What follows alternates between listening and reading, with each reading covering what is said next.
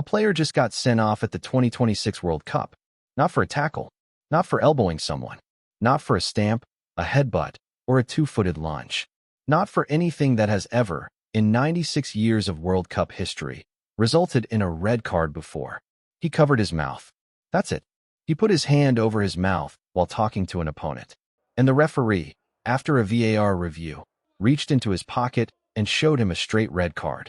It is the first sending off of its kind in the history of football's biggest tournament. And it happened today, right in the middle of a match that his team was winning, against a team that had just been eliminated as a result. The moment is already splitting the football world completely down the middle. Half the people watching think FIFA got it absolutely right. The other half think it is the most absurd red card ever shown at a World Cup. By the end of this video, you will know exactly what happened, exactly why the rule exists, and you can decide for yourself which half is right. Paraguay versus Turkey. Group D, Levi's Stadium in Santa Clara, California. June 20th, 2026. The match started with the fastest goal of the tournament, scored by Paraguay midfielder Matias Galarza with a long-range shot, just 1:05 after kickoff. 1 minute and 5 seconds. Paraguay ahead. The crowd barely had time to settle before the net was rippling. Turkey pushed back. Mert Mulder's header from a free kick struck both the crossbar and the post before bouncing away. Arda Güler and Kenan Yildiz also threatened. The game was alive. Tense. Exactly the kind of match where emotions run high and players get in each other's faces. Then came first-half stoppage time. The infraction came during first-half stoppage time in the Group D match when Almiron and Mert Mulder exchanged words following a foul near midfield. Almiron covered his mouth while saying something to Mulder, who immediately appealed to referee Ivan Barton for punishment. Barton went to video review and quickly ruled that Almiron would be given a red card. The former Newcastle United star became the first player ever to receive a red card for covering his mouth while speaking to an opponent during a match, following the enforcement of a new FIFA rule introduced ahead of the 2026 World Cup. The stadium reacted instantly. Paraguay's players surrounded the referee in disbelief. Turkey's players appealed. The VAR confirmed it. Straight red. No argument accepted. Reduced to 10 men, Paraguay adopted a disciplined defensive approach after the break. Turkey dominated possession but struggled to create clear-cut chances. Substitute Deniz Gül, Can Uzun and Mary Demiral all came close, yet none could find a way past goalkeeper Orlando Gil. 10 men, an entire second half to defend, and Paraguay held on. The match confirmed Paraguay's first win of the tournament and left Turkey eliminated after suffering a second consecutive defeat. A win, with 10 men, after the most controversial red card this World Cup has seen. But here is the question nobody in that stadium could answer in the moment. Why does covering your mouth at a football match result in a straight red card? Where did this rule come from? And why is it only appearing now, at a World Cup in 2026? The answer starts with a Champions League match that made Gianni Infantino genuinely furious. To understand why this rule exists, you need to go back to a Champions League match between Real Madrid and Benfica earlier this year. The regulation was largely prompted by an earlier incident involving Real Madrid forward Vinicius Jr. and Benfica's Gianluca Prestiani, who was accused of making discriminatory comments while covering his mouth during a Champions League match.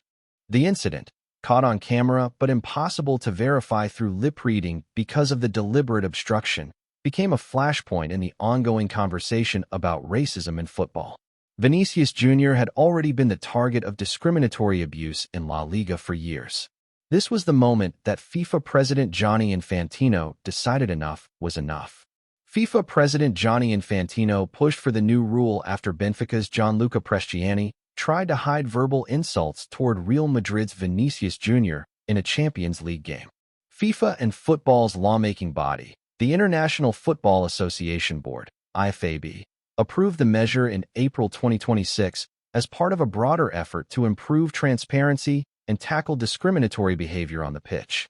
Under the rule, players may face a red card if they deliberately obscure their mouths during verbal confrontations. The law states, at the discretion of the competition organizer, any player covering their mouth in a confrontational situation with an opponent may be sanctioned with a red card. The key phrase is at the discretion of the competition organizer. This is not a mandatory global rule applied to every match everywhere. It is an option, and FIFA chose to apply it at the 2026 World Cup. The reasoning is clear.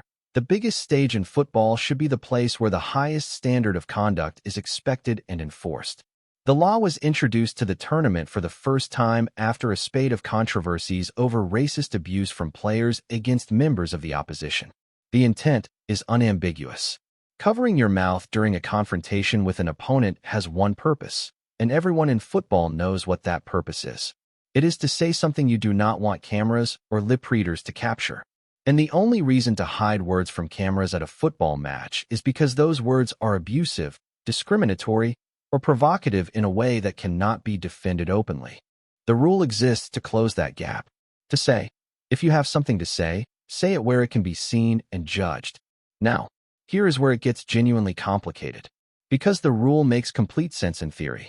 But what happened today, and what Paraguay's own coach said after the match, raises a question that the football world is now debating loudly. Is the rule too strict? And was Almiron actually doing what the rule was designed to stop? Paraguay head coach Gustavo Alfaro did not try to argue the red card was wrong on a technical level. He was honest about that. According to the law, if you cover your mouth, you're sent off. Red card, Alfaro said. There's nothing I can do about that. Unfortunately, we can't issue a new opinion on this. But then he said something that cuts to the heart of the debate. I fear we are too strict and football loses its essence, Alfaro said. In football, there's frictions, fights, clashes. He is not wrong about that. Football is a contact sport. It is emotional. Players argue. They shout at each other. They get in each other's faces in the heat of the moment. That confrontational energy is part of the game, part of what makes it compelling to watch. A sport where nothing can be said, where every gesture is policed, where a hand raised to a mouth results in a straight red card. Is that still football as the world has always known it? Alfaro said the team was well aware of the rule, even if it might be too harsh. They knew. They had been briefed. Almiron knew. And he still did it. Former Premier League player Clinton Morrison on BBC had no sympathy. He knows the rules. He shouldn't have done it. And the fact he removed his hand so fast after he did, I think he knew what he had done, said Morrison. That observation is hard to argue with. The speed at which Almiron removed his hand, almost instantly, as if catching himself, suggests awareness. Suggests he knew, in that moment, that he had crossed a line. Not malicious premeditation, but a habit, broken just a second too late. A-League veteran Daniel McBreen, speaking on the SBS panel, praised FIFA and IFAB for introducing the law. You can see there's a confrontation between two players. There's only one reason you're going to cover your mouth, and that's to say something derogatory or whatever it is. So FIFA has done well with IFAB to stamp that out, because we don't need that stuff in our game, he said. Two honest positions. Both defensible. Both reflecting real things about football and about what this rule is trying to achieve. The debate is not going to resolve itself easily, and neither will its consequences for Almiron personally. Alfaro said he tried to cheer Almiron up after the game, telling him his absence brought out the fighting spirit of the team. He apologized to the players for his mistake. He knew about the situation he had left his teammates in with his actions. It happened, and it happened. A red card at the World Cup carries an automatic one-match ban. That has huge ramifications for Paraguay. They'll miss a key player for their next game against Australia. This is Paraguay's third red card in FIFA World Cup history. The previous two were in 2002, Carlos Paredes and Roberto Acuna. 24 years between red cards. And now Almiron's name sits in that list. Not for a violent challenge, not for something physical, but for a gesture that lasted less than 2 seconds. This is also the 7th red card this tournament, the most in a World Cup since 2014.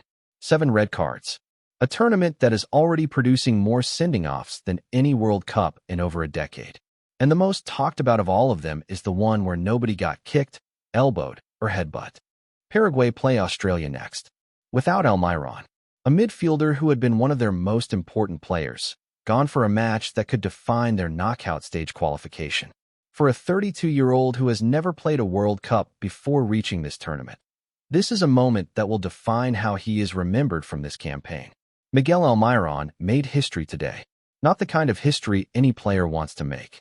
The first player ever sent off at a World Cup for covering his mouth.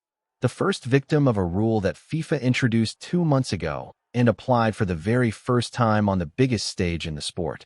Whether it was the right call, whether the rule goes too far, whether football has crossed a line in policing what players say to each other.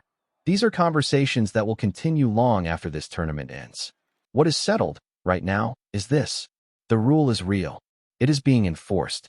And Paraguay face Australia without their number 10. Stay subscribed for complete coverage as the 2026 World Cup continues.